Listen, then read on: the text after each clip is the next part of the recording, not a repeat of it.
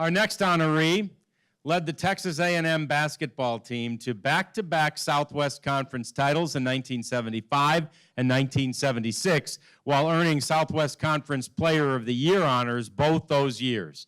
He also led the Aggies to the NCAA tournament. Please welcome, from Texas A&M University, representing the Aggies, Sonny Parker, ladies and gentlemen.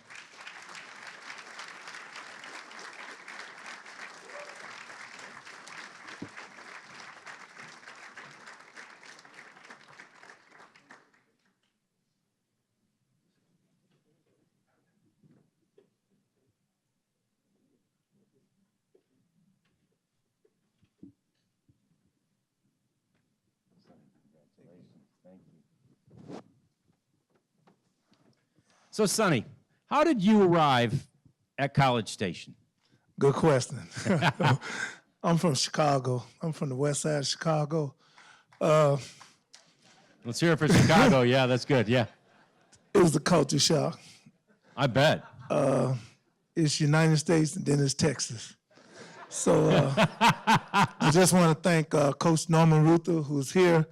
Seemed like I used to see him every day, you know, recruiting. I came from a junior college near St. Louis, Missouri. And also my teammates, Ray Roberts here, Barry Davis, Jarvis Williams, you know, they made it possible, too, for me to be here as well. I just want to acknowledge them as well. Yeah, no doubt about it. Obviously, any success any individual has on a team sport has a lot to do with coaches and teams. You had one of the most colorful coaches in Southwest Conference history in Shelby Metcalf. What was it like playing for Coach Shelby Metcalf? That was an experience. I can remember in practice, we playing. I never worked so hard in my life. I thought I was training for Navy SEALs. It was hard. Coach Metcalf, he had a different kind of sense of humor. You know, just the accent, you know, just threw me off.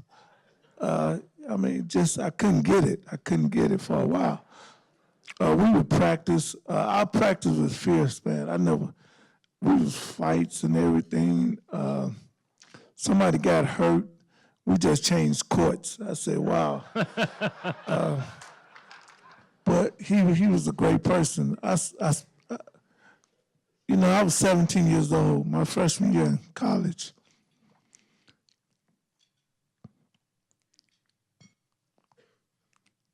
Coach,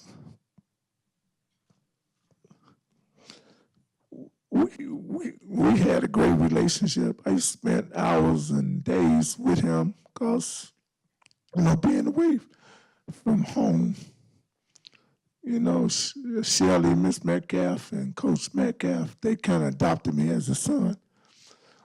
And it was a special relationship. Yeah, it's great. But he's one of the greatest persons, especially Coach. I mean, we had our differences. We bumped heads a lot. But as I got older, I really understand more. And I guess it really was. You mentioned the culture shock that was coming from Chicago to Texas. You needed someone to be that father figure in a way, too, didn't you?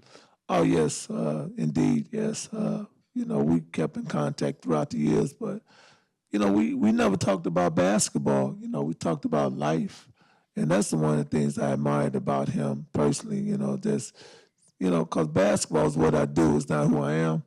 And, you know, he played an important part in my development as a man. You played in one of the great old barns, the old venues in Southwest Conference history. G. Raleigh White was your home basketball court. What was that court? What was the atmosphere and the experience like playing there? The Holler House of the Brazzers, right? Yeah. Okay. It was, I couldn't even hear. I mean, the fans, they stand up the whole game. You know, it was just a lot of noise, a lot of energy. We won games basically on that. I mean, it was just intimidating. But for us, it really motivated us to continue to play hard. We had great fans. I didn't realize it was a lot of tradition there.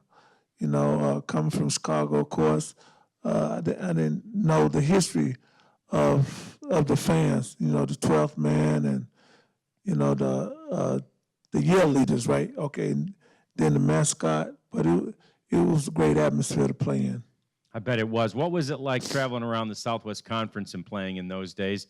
You know, there was Barnhill up in Arkansas, which was probably somewhat similar to what you experienced, and Lubbock. Yeah, every school had a different atmosphere. What was it like in those days?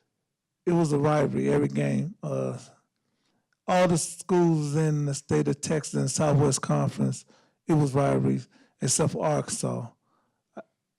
Something happened when we play Arkansas. I don't know. That's the only place that we lost in double overtime. The clock didn't work. Something just strange just always happened in Arkansas. We are 20 points with 2 minutes left. And then it goes into overtime, and then we had the ball getting ready to score. It was just strange.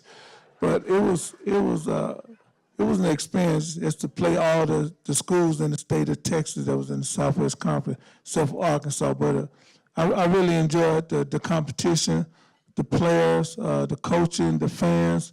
If I had to do it all over again, that's where I choose to go, Texas A&M, and play in the Southwest Conference. Yeah, and in those days, did you realize that, and what a great level of athletics you were privileged to play in the Southwest Conference and at Texas A&M? Did it hit you as a 17 through 21, 22-year-old kid? Not initially at first, but later on, I didn't realize that, the amount of talent that they had. Every game was hard fought. You know, we won conference 2 years in a row. I think my senior year we were 16th in the nation. And, everybody wanted to beat us, and we wanted to beat them too. But it was great competition and great talent, great coaching and fans. Sonny, thanks for your thoughts, for your emotion, for your memories. We appreciate it very much. Sonny Parker from Texas A&M, a Southwest Conference Hall of Famer.